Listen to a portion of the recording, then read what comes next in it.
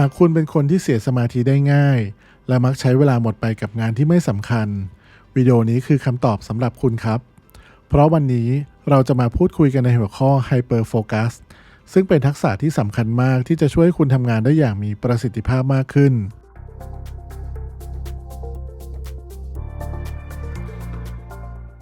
จากการศึกษาวิจัยพบว่าเราสามารถจดจ่ออยู่กับงานอย่างต่อเนื่องได้เพียงแค่40วินาทีเท่านั้น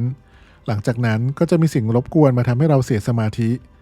ซึ่งนี่คือสาเหตุที่ทำให้เราทำงานตลอดทั้งวันแต่กลับได้ผลงานที่น้อยเกินไปแล้วรู้สึกเหนื่อยล้าในตอนท้ายๆของวันอีกด้วยทักษะที่สำคัญที่สุดที่เราต้องพัฒนาคือการมุ่งสมาธิไปในสิ่งที่ถูกต้องและสำคัญซึ่งวันนี้ผมจะสรุปหนังสือเรื่อง Hyper Focus How to be more productive in the world of distraction ของ Chris Bailey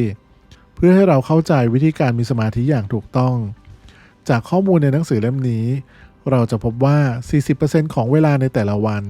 เรามักจะดำเนินชีวิตไปแบบไร้สติโดยไม่ทราบเลยว่าเราเพ่งสมาธิอยู่กับอะไรซึ่งหากเทียบว่าเราตื่นอยู่12ชั่วโมงต่อวันแปลว่าเราใช้เวลาถึง6ชั่วโมงโดยไม่ได้ตัดสินใจอะไรอย่างมีสติเลยเรามาดูตัวอย่างในเรื่องนี้กันนะครับเมื่อคุณเรียนรู้การหัดขับรถในช่วงแรกๆคุณต้องทำทุกการเคลื่อนไหวด้วยความระมัดระวังและมีสติอย่างมากแต่เมื่อเวลาผ่านไปจนคุณขับรถได้อย่างคล่องแคล่วแล้วการควบคุมรถก็จะเป็นเรื่องอัตโนมัติเส้นทางเดินรถประจำของคุณเวลาไปทำงานกลับบ้านหรือไปซื้อของก็กลายเป็นเส้นทางที่ขับขี่ได้แบบอัตโนมัติไปด้วยแต่ถ้าวันหนึ่งได้มีถนนสายใหม่เปิดใช้ข้างๆเส้นทางเดิมและคุณสามารถไปถึงที่หมายได้เร็วกว่าเดิมถึง2เท่าและปลอดภัยกว่าด้วยคุณคงอยากลองขับบนถนนสายนั้นแทนใช่ไหมครับหรืออย่างน้อยคุณก็คงอยากลองมันสักครั้งหนึ่งแต่หากคุณยังคงมีสมาธิจดจ่ออยู่บนเส้นทางเก่าๆและไม่สังเกตดูสิ่งรอบตัว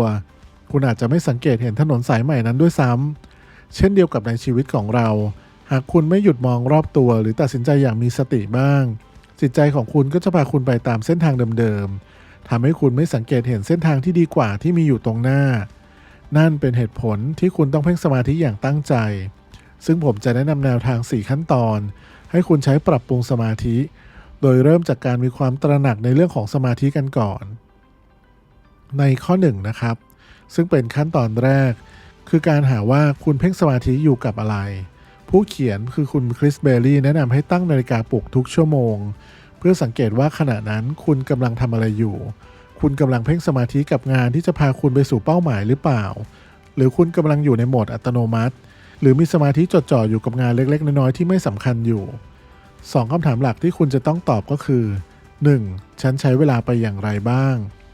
2. อะไรคือสิ่งที่มักมารบกวนสมาธิของเราในตอนแรกคุณไม่จำเป็นต้องทำอะไรกับข้อมูลเหล่านี้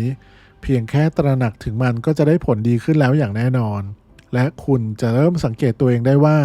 เสียสมาธิไปบ่อยแค่ไหนและจะระมัดระวังตัวเองมากขึ้นเองครับ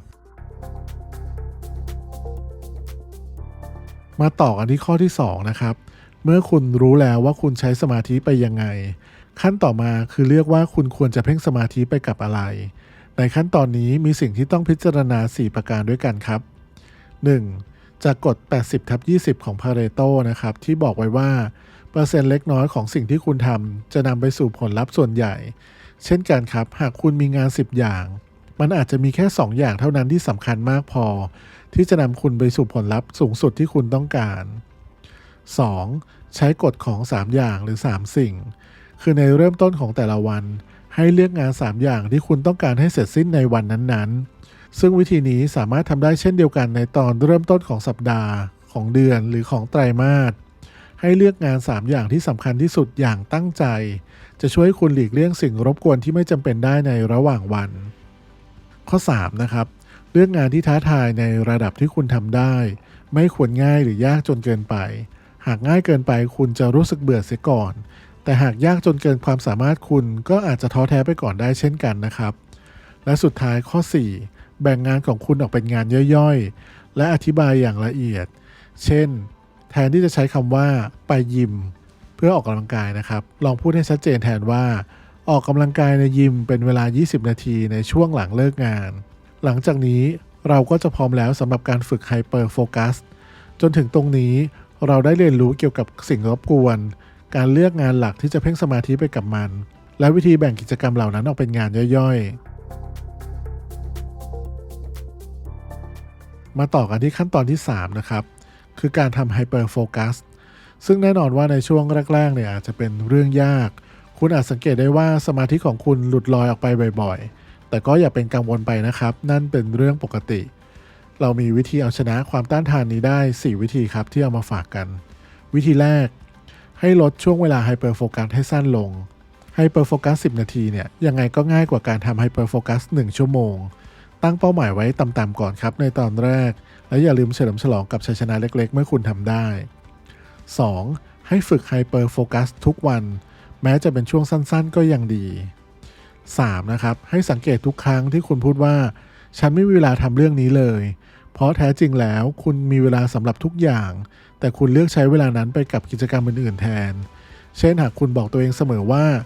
ฉันไม่มีเวลาทำอาหารมื้อเย็นหรอกนั่นแสดงว่ามีบางอย่างเกี่ยวกับกิจกรรมนั้นที่ทำให้คุณเลี่ยงที่จะไม่ทำการเลื่อนงานนั้นออกไปเป็นสัญญาณบ่งบอกว่าคุณต้องการความช่วยเหลือบางอย่างหากเป็นไปได้ลองนึกถึงไอเดียการจ้างคนอื่นมาช่วยทำกิจกรรมเหล่านั้นแทนก็เป็นอีกทางเลือกที่ดีครับและสุดท้ายคือการฟื้นฟูพลังงานการใช้ความสนใจและพลังงานเพื่อฝึกไฮเปอร์โฟกัสจะทำให้คุณรู้สึกเหนื่อยล้าได้เป็นเรื่องปกติและเมื่อคุณเหนื่อยล้าแล้วคุณก็ยากที่จะมีสมาธิดังนั้นการฟื้นฟูพลังงานจึงมีความสำคัญสำหรับการปรับปรุงทักษะของการจดจ่อกับอะไรบางอย่าง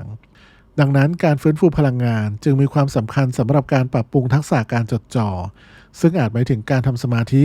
เดินเล่นในสวนสาธารณะหรือทำกิจกรรมอื่นๆที่ช่วยคุณผ่อนคลายและสุดท้ายอย่าลืมตรวจสอบให้แน่ใจว่าคุณได้รับการพักผ่อนด้วยการนอนหลับอย่างเพียงพอด้วยเพราะการนอนหลับเป็นสิ่งที่สำคัญที่สุดในการรักษาสมดุลของชีวิตหากคุณนอนหลับได้ไม่ดี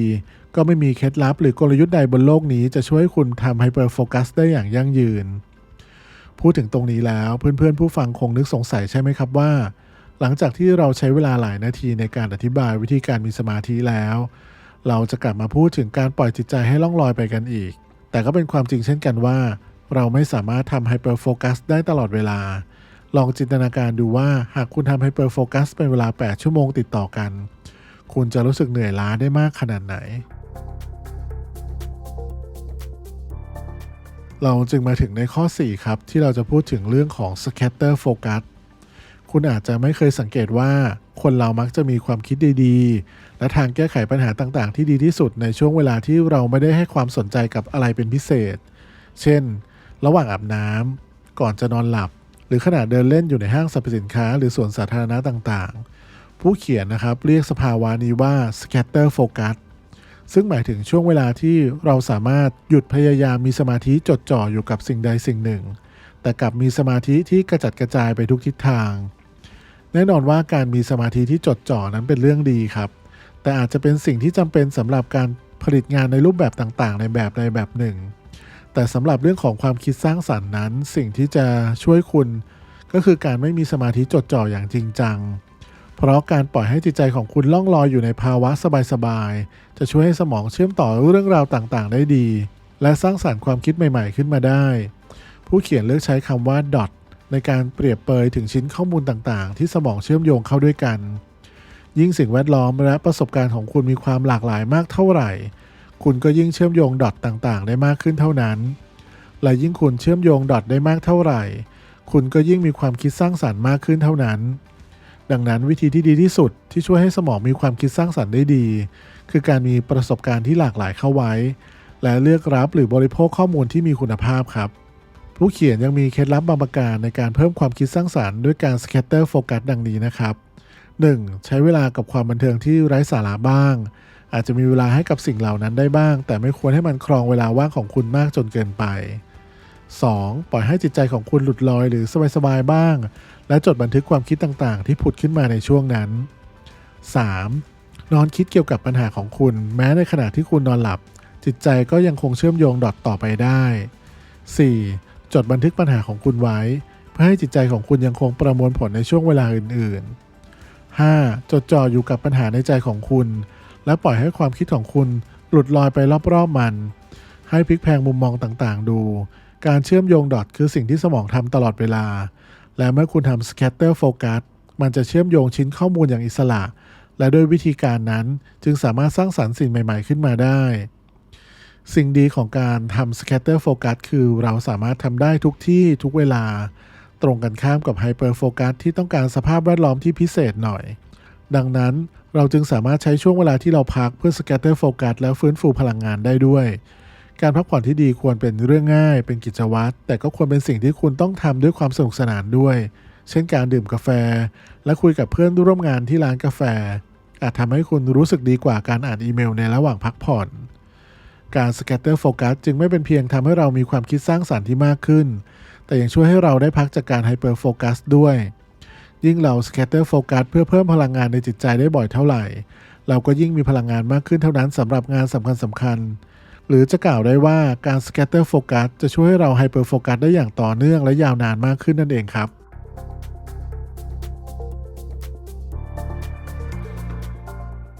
เรามาสรุปส่งท้ายสำหรับคลิปนี้กันสักนิดนะครับ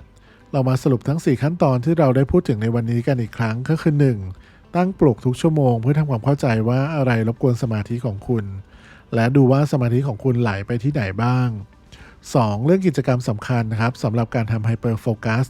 และแบ่งกิจกรรมเหล่านั้นออกเป็นงานย่อยๆ 3. ฝึก Hyper Focus โดยในช่วงแรกให้เริ่มจากช่วงเวลาสั้นๆก่อนเช่น10 นาที